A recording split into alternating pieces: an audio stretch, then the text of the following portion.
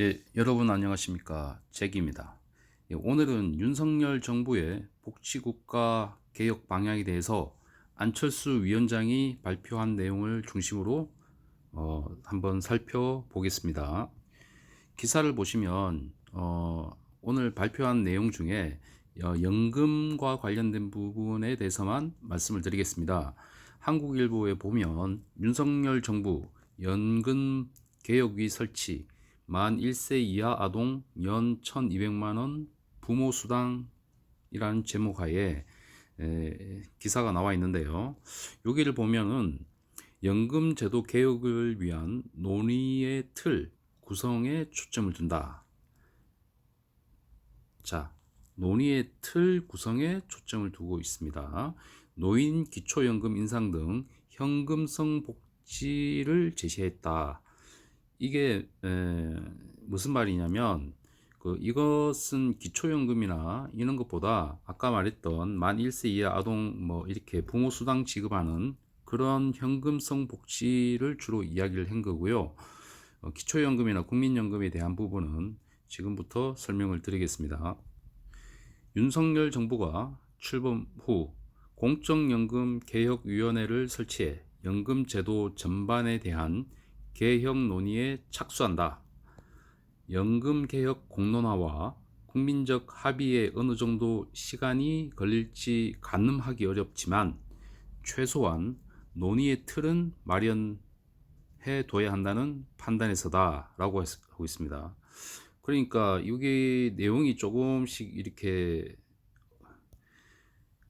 어느 정도의 시간이 걸릴지 가늠하기 어렵지만 논의의 틀은 최소한 마련해둬야 된다라는 것이 핵심이라고 이렇게 파악이 됩니다.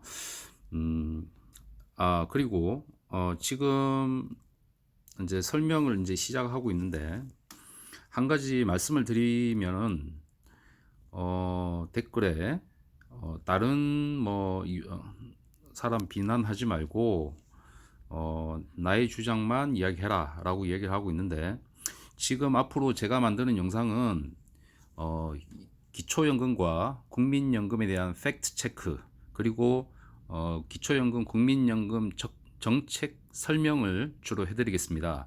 팩트를 체크할 때 기초연금과 국민연금 제도에 대한 기존의 유튜버들이 어떠한 오류를 범하고 있는지 그 유튜버에 대한 실명을 밝히진 않겠지만 왜곡된 정보를 바로잡아야 하지 않겠습니까?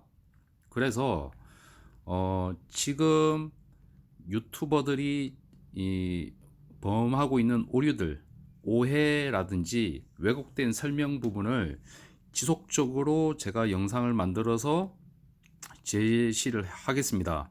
여러분들이 너무 무비판적으로 기존의 유튜버들의 내용을 받아들이시는데 그게 정말 안타까웠습니다.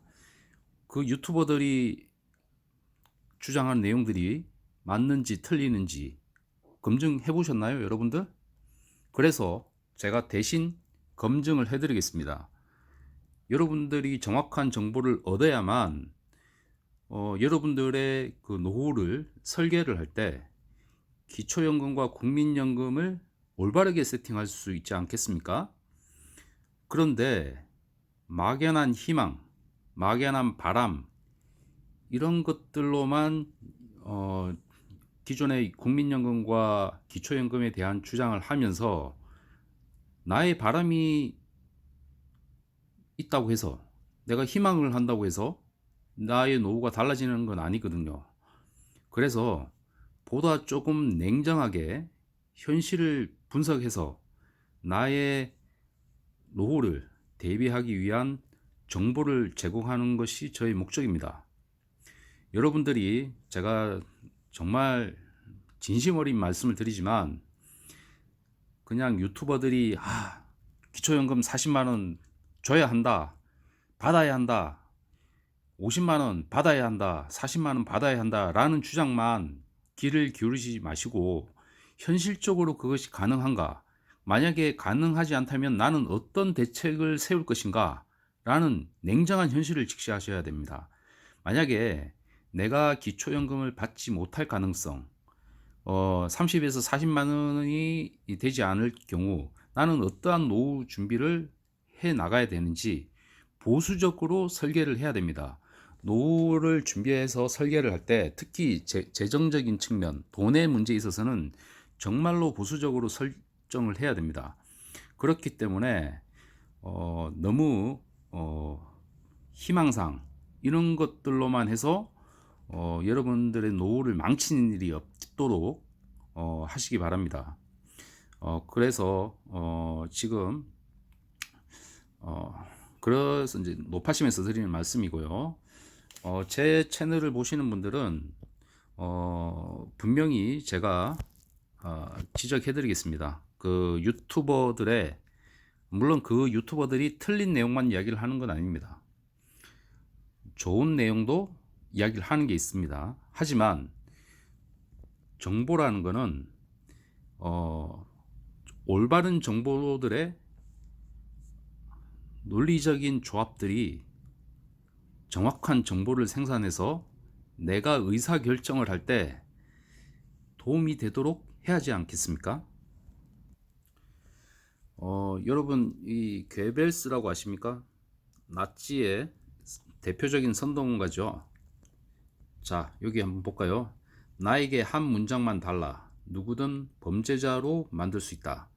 100%의 거짓말보다는 99%의 거짓말과 1%의 진실의 배합이 더 나은 효과를 보여준다.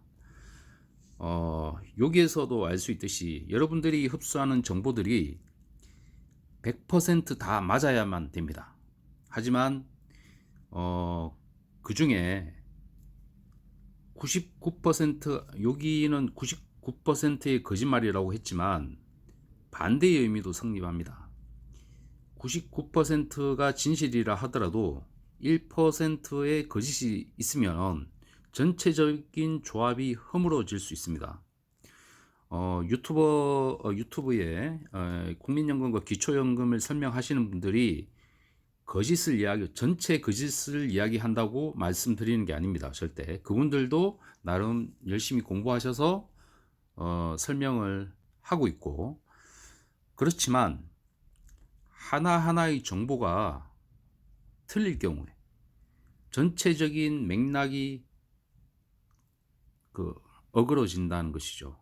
그러면 정확한 결론이 나올 수가 없습니다. 따라서 제가 제 채널을 보시는 여러분들은 기존의 잘못된 유튜버의 왜곡된 정보들, 그 오해에서 비롯된 왜곡된 정보들을 하나하나 파악하실 수 있을 거라고 생각됩니다. 예, 지금 설명하다가 갑자기 이제 이 부분은 제가 환기를 시키는 의미에서 한번 말씀을 드렸습니다. 자, 계속 설명을 해 나가겠습니다. 지금 여기에서 연금개혁위를 발족해서 역대 정부에서 못한 합의의 틀을 만들겠다라는 것입니다. 안철수 대통령직 인수위원장은 윤석열 정부의 복지국가 개혁 방향을 발표했다. 그리고 안 위원장은 국민연금은 2055년 고갈되고 2088년이면 누적 적자가 1경 7조 원에 이르게 된다며 사회적 대타협기구 가칭 공적연금개혁위원회를 만들겠다고 밝혔습니다. 자, 여러분, 제가 정말 안타까운데 안철수 위원장이 이것을 이렇게 주장하는 근거를 여러분들 아십니까? 2055년 고갈되고 2088년이면 누적 적자가 1경 7조 원이라고 주장하고 있습니다. 여러분들, 이게 맞는지 틀리는지 의심을 해보신 적이 있으십니까? 그래서 제가 안철수 위원장이 왜 이러한 주장을 하게 되었는지 이를 보여드리겠습니다. 지금 여러분들이 보시는 제 영상은 기존의 어떠한 기초연금, 국민연금 영상에서도 볼 수 없는 내용들입니다. 저희 분석 방법은 기존의 그 연금 정보에 대한 파편적 나열들, 그런 것들이 아닙니다. 종합적인 정책적 관점과 법률 제도적 정합성을 맞추려고 노력하면서 틀을 보여드리고자 노력을 하는 것이니까요. 자꾸 설명이 길어지는데, 자, 그래서 안철수 위원장이 이러한 주장을 하게 된 저는 이유가 궁금해졌습니다. 가만 생각해 보세요. 여러분, 안철수 위원장은 연금 전문가가 아닙니다. 그런데 저번에 대통령 선거 당시에 갑자기 뜬금없이 이러한 주장을 하고 있었습니다. 그러면서 각 윤석열 후보와 이재명 후보에게 TV 토론 와중에 연금 개혁을 위해서 뭐 합의를 보자 이런 식으로 주장하면서 이러한 내용들을 이야기했습니다. 저는 깜짝 놀랐습니다. 왜냐? 이 내용을 제가 알고 있던 내용이기 때문이죠. 그래서 안철수 위원장이 이러한 주장을 하게 된 근거, 그것을 지금 보여드리겠습니다. 자, 여기 2021년 6월 28일 미디어오늘 기사인데요. 국민연금 다단계 사기 제목 고친 중앙일보 보도 문제, 이러한 것과 관련돼서 연금 학술대회 발언을 인용한 기사를 내면서 문제가 된 겁니다. 자, 보시면 중앙일보는 그러니까 2021년 이죠. 23일 일면 머릿 기사에 현 연금 제도는 사실상 다단계 사기라는 제목의 기사를 내면서 지난 3일 한국연금학회가 주최한 인구 오너스 시대의 노후 소득 보장과 연금 산업 발전, 노후 소득 보장과 연금 산업 발전 방향 학술 대회에서 차기 연금 학회장인 이창수 숭실대 교수가 한 발표를 주제로 인용했다. 중앙일보는 이 교수는 현 연금 제도가 일종의 폰지 게임, 다단계 금융 사기의 일종 같아서 후세대한테 계속 부담을 전가한다고 지적을 했다. 라면서 문제가 커졌습니다.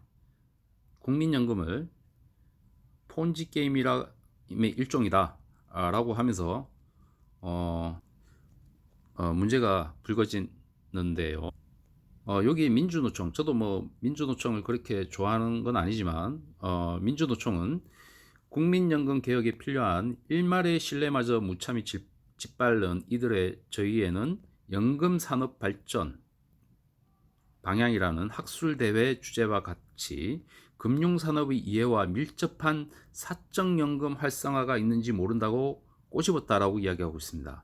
이렇게 논란이 되는 학술대회에서 나온 이야기입니다. 공적연금의 취약성을 부각하고 사적연금의 활성화를 도모할 의도가 있을 줄 모른다고 의심을 하는 거죠.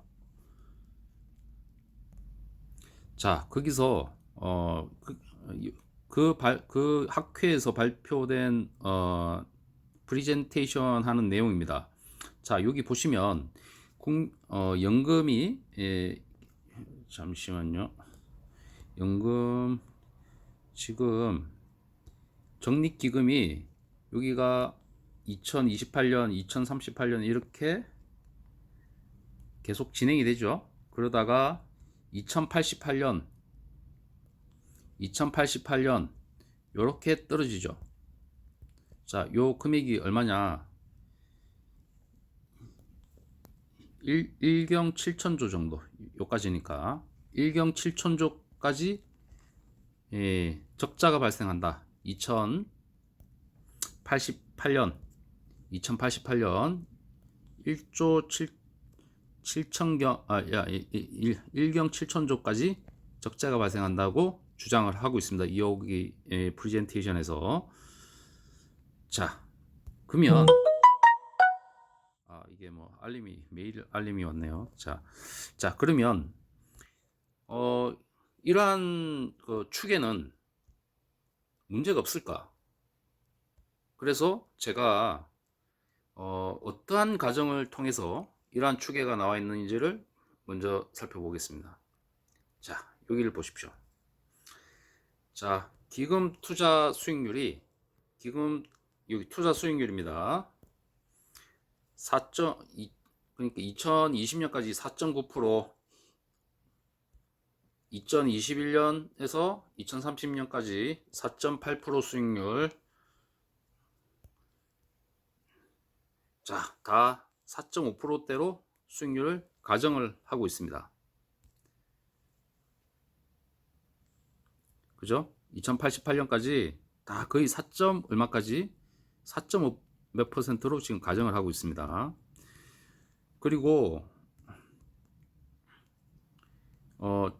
인구 변수는 조금 높게 가정이 돼 있죠. 물론 그러니까 뭐 1점 얼마 이렇게 돼 있죠. 1.38 이 정도로 이렇게 가정이 돼 있습니다. 그런데 기금의 고갈에 있어서 가장 핵심적인 역할을 하는 건 인구 문제이기도 하지만 인구 문제보다 더 중요한 게 뭐냐면 기금 수익률입니다. 현재 작년하고 올해 기금 수익률이 거의 10% 가까이 됩니다. 2배 이상이죠. 자, 여러분 생각을 해보세요. 2018년부터 2088년까지 기금 수익률이 배가 됩니다. 배가 된다고 가정을 할 수도 있잖아요. 4.5에서 4.4, 4.5로만 가정을 하는 이유가 뭡니까? 그럼 일경칠촌조가 아니라 엄청난 다른 결과를 낼 수 있다는 겁니다. 만약에 기금 수익률이 물론 작년과 재작년이 거의 10% 이상 났죠. 그러니까 수익률을 지나치게 보수적으로 잡은 결과라는 겁니다. 그 기금 고갈에 있어서 1%의 수익률이 늘어나면 평균 1%의 수익률이 늘어나면 4년의 기금 고갈 시점이 1년에 1%의 기금 수익률이 발생하면 1%의 수익률이 발생하면 4년의 기금 고갈 시점이 연장이 됩니다. 자, 그러면 여기서 5%, 5, 4, 20년을 더 늘릴 수가 있어요. 20년을. 그러니까 5년. 지금 만약에 기금 수익률이 막 4.5%, 한 10%다 했으면 그럼 5.5년이지만 좀 보수적으로 5년을 잡죠. 그러면 20년이 더 늘어날 수가 있습니다. 기금 고갈 시점이. 여기서는 2055년이라고 했으니까 2075년까지도 될 수가 있는 거죠. 인구 감소 부분을 고려하면 뭐 2065, 70, 뭐 2060, 70 그 정도까지 뭐 보수적으로 잡아도 이런 추계가 나올 수 없다는 겁니다. 물론 너무 낙관적으로 수익률을 잡아도 그렇지만 이건 너무 보수적으로 잡은 겁니다. 그렇기 때문에 안철수 씨가 가정을 한 이러한 일경 7천조의 누적 적자 발생과 2055년의 기금 고갈의 문제는 그렇게 타당한 주장이 아니라는 거죠. 이렇듯 안철수 씨의 가정을 의심을 해봅니다. 믿지 못하겠다 이겁니다. 그렇게 믿지 못하는 상황에서 또 나온 이야기가 이렇습니다.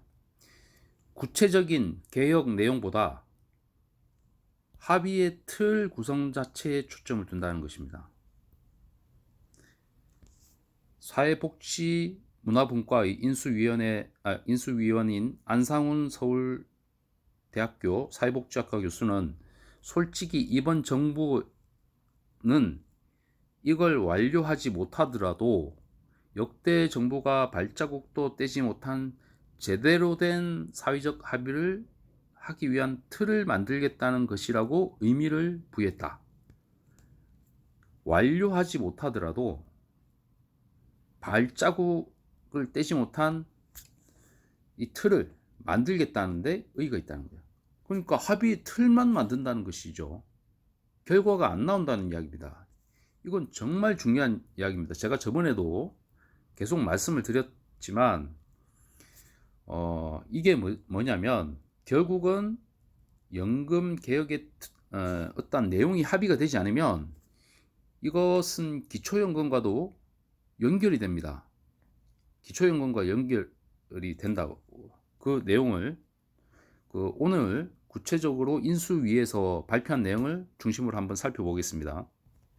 자, 아까 시작할 때 윤석열 정부의 복지국가 개혁 방향, 고용을 통해 성장과 선순환하는 지속 가능한 복지를 위한 윤석열 정부의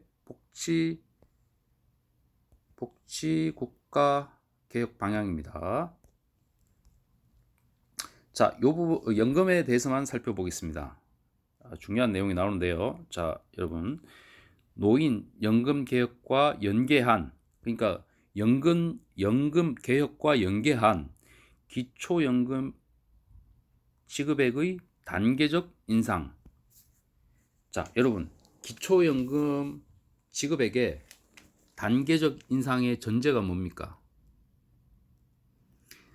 연금 개혁과 연계한다는 거죠. 그러면 연금 개혁이 진행이 되지 않으면 기초연금의 단계적 인상이 진행이 안 될 수도 있다는 이야기입니다.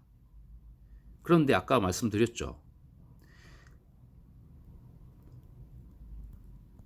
합의의 틀만 일단은 만들겠다. 그 내용의 합의가 이루어지지 않을 수도 있다 라고 아까 서울대 교수의 말을 제가 보여드렸죠. 이것이 중요합니다. 그래서 이것을 볼 때 기초연금액의 단계적 인상은 안 될 가능성도 상당히 있다. 연금 개혁과 연계하기 때문에. 저번에부터 제가 제 영상에서 말씀을 드렸죠. 연금 개혁과 연금 제도의 국민연금 제도, 공적연금 제도의 변동과 기초연금은 연동될 수밖에 없다. 그래서 기초연금 40만 원 지급비 인상, 30에서 40만 원의 인상이 진행이 되지 않을 수도 있겠다라는 단초라고 하기보다는 어떠한 조짐들, 이런 것들이 이 인수위에서 나왔다는 데 의의가 큽니다. 오늘 기초연금은 이렇고요. 그리고 이제 국민연금과 관련해서 공적연금의 지속 가능성 문제에 대한 개혁을 추진한다고 이야기하고 있습니다. 이 지속 가능성 문제, 이것은 결국은 고갈의 문제와 연결이 되겠죠. 공적연금 개혁은 노후 소득 보장과 재정의 지속 가능성 모두를 위해 우리 사회가 해결해야 하는 개혁 과제이다. 연금 제도 전반에 대한 논의를 추진하기 위해 공적연금개혁위원회를 설치한다. 연금 제도 전반에 대한 논의는 구조적 연금 개혁의 틀에서 진행이 된다는 것이죠. 이게 쉽지 않은 문제라는 거죠. 그리고 국민연금과 관련해서는 전반적인 틀을 고치지 않겠다는 겁니다. 여기 보시면 국민연금 지속 가능성을 높이기 위한 모수개혁 방안을 마련한다. 모수개혁 방안이 뭐냐면 거기에 있는 변수들 있죠. 보험료율, 지급률 조정, 이런 몇몇 그 전체 틀을 개혁하는 것이 아니라 조그만 변수들을 조정하면서 개혁을 하겠다는 것입니다. 그래서 국민연금 제도에 대해서 연금 제도 전반적인 구조 내에서 국민연금 제도는 모수 개혁 정도만 진행을 하겠다. 그러나 아까 말씀드렸듯이 연금 제도의 개혁과 연계해서 기초연금의 지급을 단계적으로 인상한다고 했으니까, 만약에 연금 개혁 진행되지 않는다. 이럴 경우에는 기초연금 인상이 상당히 어렵다. 더군다나 연금 개혁이 진행이 되지 않을 가능성은 아까 서울대 교수가 말했던 것처럼 합의의 장을 만드는 정도에 그칠 수도 있다. 이번 정권에서는. 그래서 결국은 기초연금 인상은 진행되지 않을 가능성도 상당히 있다. 이렇게 우리는 보수적으로 생각을 해야 됩니다. 이렇게 생각했는데 인상을 한다. 이래 되면 굉장히 기쁘지 않습니까? 그렇지만 만약에 인상이 안 된다 하더라도 우리 노후를 준비하는데 보수적으로 설계를 해야 된다는 건 굉장히 중요합니다.